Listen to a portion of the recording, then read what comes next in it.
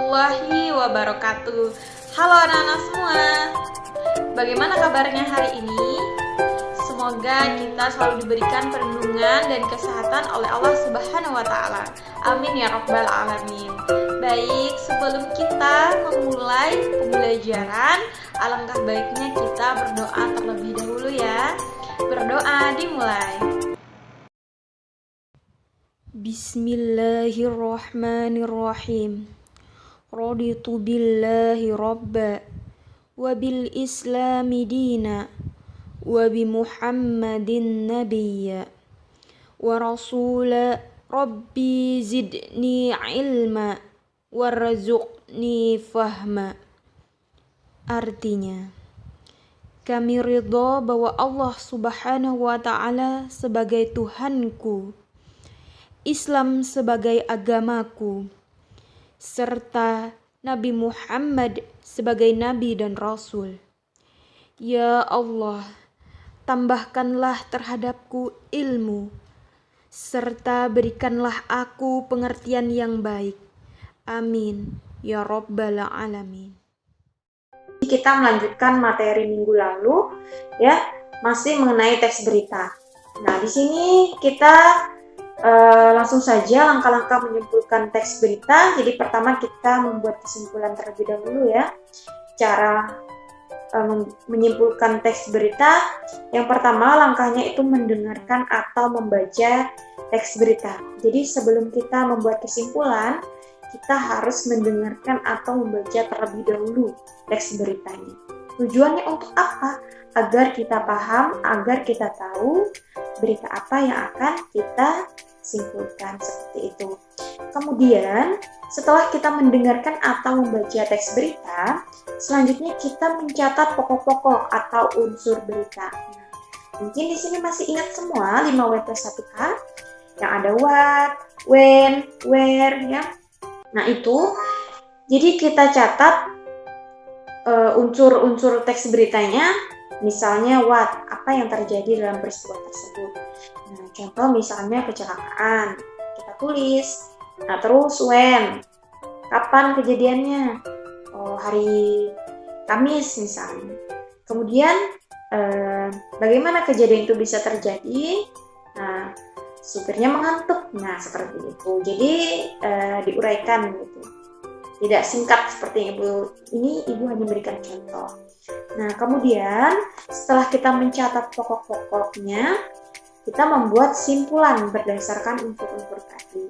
Jadi kita catat, lalu kita buat kesimpulan menjadi sebuah paragraf. Nah, yang terakhir membuat sebuah paragraf ya, menggunakan bahasa kita sendiri. Nah, kalau kita menggunakan bahasa sendiri, jangan menggunakan bahasa yang tidak baku. Maksudnya itu bahasa yang tidak sesuai dengan bahasa standar bahasa Indonesia.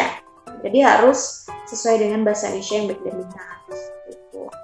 Kemudian tanggapan terhadap berita. Nah, tanggapan. Nah, ada yang tahu tanggapan itu apa? Nah, tanggapan itu berupa kritikan ya, saran, sanggahan, dukungan atau komentar. Gitu. Jadi kalau kita memberikan tanggapan bisa berupa saran juga bisa, kita menyanggah juga bisa, atau kita memberi dukungan juga bisa ya. Kemudian tanggapan itu sebaiknya disertai dengan contoh dan juga alasan yang logis. Nah, logis itu maksudnya sesuai dengan logika, sesuai dengan akal kita. Nah, jadi masuk akal kalau kita memberikan tanggapan atau komentar. Kemudian tanggapan dapat berupa pernyataan setuju atau tidak setuju.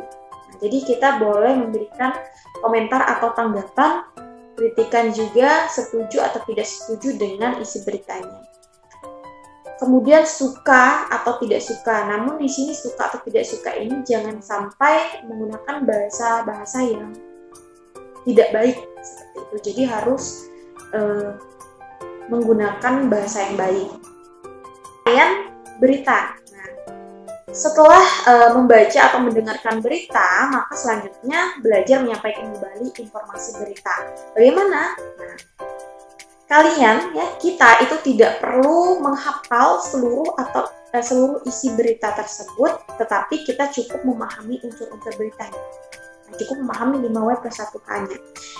Apa yang terjadi, siapa yang melakukan atau siapa yang mengalami kecelakaan misalnya, kapan itu terjadi, terus bagaimana, kenapa hal itu bisa terjadi.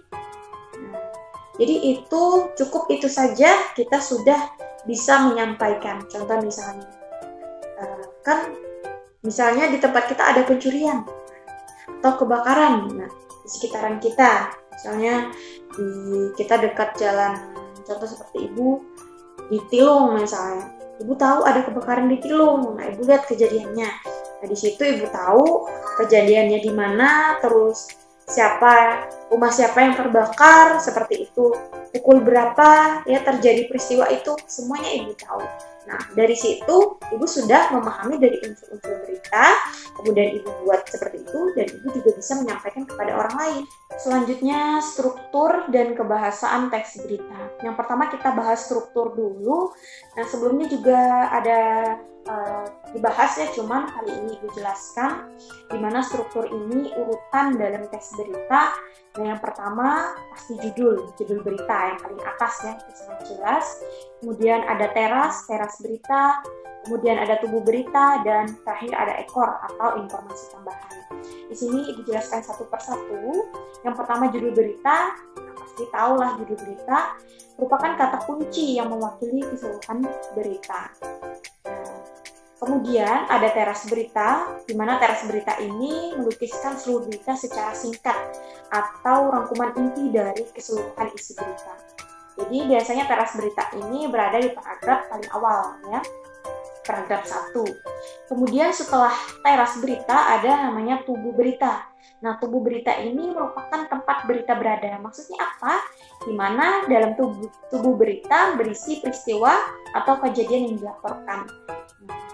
Secara jelas, makanya tubuh berita ini paragrafnya paling banyak, isinya paling banyak. Ada mungkin biasa ada 2 paragraf atau 3 paragraf, tergantung banyak sedikitnya berita. Kemudian yang terakhir, informasi tambahan atau disebut dengan ekor berita, di mana ekor ini biasanya terdapat pada paragraf paling akhir ya dalam sebuah teks berita. Nah, di sini ibu akan berikan contohnya. Nah, membanggakan paduan suara Indonesia juara kompetisi di Italia.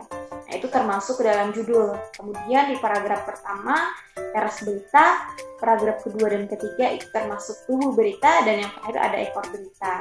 Nah, jadi gampang sekali ya kalau untuk menentukan struktur beritanya. Yang penting kita sudah tahu urutan strukturnya, maka kita juga bisa menentukan.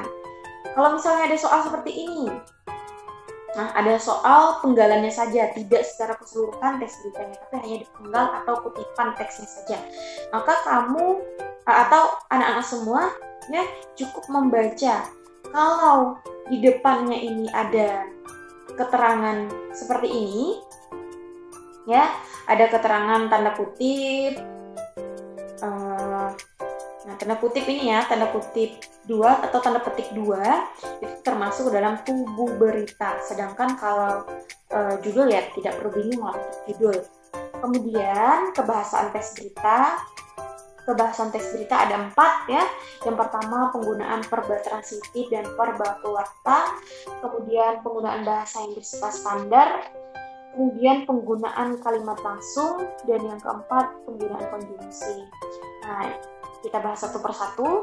Ya, penggunaan verba transitif dan verba keluarga. Verba itu apa? Verba itu adalah kata kerja. Yang pertama ada verba transitif. Verba transitif ini adalah verba yang memerlukan 2 nomina. Nah, di mana satu nominanya sebagai subjek dan satunya sebagai objek. Di sini ibu akan berikan contohnya. Ya, Sela mengunjungi SMK Pembina 1 Palembang. Di mana di sini ada 2 nomina, ya, di mana yang pertama nominanya sebagai subjek yaitu Sela, ini termasuk nomina kata ganti orang. Kemudian jadi nomina itu kata ganti orang dan kata ganti tempat. Nah, kemudian nomina sebagai objek adalah SMK Pembina 1 Palembang. Nah, itu contoh yang pertama. Kemudian ada contoh yang kedua, anak-anak ya. Di sini ada Joan membeli surat kabar terbitan hari ini. Di sini ada nomina sebagai subjek. Yang pertama Joan yang menerangkan orang, kemudian yang menerangkan objek itu ada surat kabar terbitan hari ini. Ya, karena membeli itu perba, kata membeli mengunjungi itu perba, ya, kata kerja. Kemudian yang kedua perba pewarta. Nah, perba pewarta ini adalah kata yang digunakan untuk mengidentifikasi suatu percakapan. Nah, Ibu berikan contoh di sini. Sheila Apsari mengatakan bahwa mengikuti berbagai organisasi di sekolah dapat meningkatkan rasa percaya diri. Yang mana termasuk verba pewarta atau kata kerja pewartanya, kata mengatakan, di mana mengatakan ini mengidentifikasi suatu percakapan. Percakapan siapa? Sheila Apsari.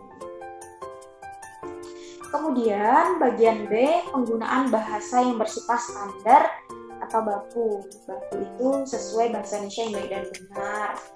Nah, di sini Ibu berikan contoh kata tidak baku dan kata baku. Baku itu yang benar, ya, kata tidak baku yang tidak benar dalam bahasa Indonesia. Contoh di sini kata atlet, antri, aktivitas. Di sini ada beberapa saya yang Ibu beri contoh. Atlet, sering kita dengar atlet ya. Di mana sebenarnya kata atlet ini itu tidak baku anak-anak semua. Yang bakunya apa? Atlet. Kemudian yang kedua antri, ya, tidak baku. Yang bakunya apa? Antre. Memang sih agak aneh ya Bu untuk menyebutkan atlet dan antre. Biasanya kan kita sering antri. Nah, seperti itu anak-anak sudah aturannya seperti itu, bahwa bahasa Indonesia yang benarnya ada antre. Kemudian aktivitas. Nah, bedanya saja satu memakai F, satu memakai V. Yang betul itu memakai V. Aktivitas, bukan aktivitas ya. Aktivitas. Kemudian bagian C, penggunaan kalimat langsung. Nah, kalimat langsung. Di sini Ibu langsung berikan contoh biar lebih mudah. Nah, pelaku sudah kami tetapkan sebagai tersangka. Kali ini kami terus mengembangkan kasusnya. Ucap utama. Siapa yang mengucapkan utama? Nah, biasanya kalimat langsung ini ditandai dengan tanda petik 2. Nah, ini seperti yang Ibu gariskan, ya. Bulatkan tanda merah itu tanda petik 2. Jadi kalau ada tanda petik 2, berarti itu kalimat langsung. Selanjutnya penggunaan konjungsi.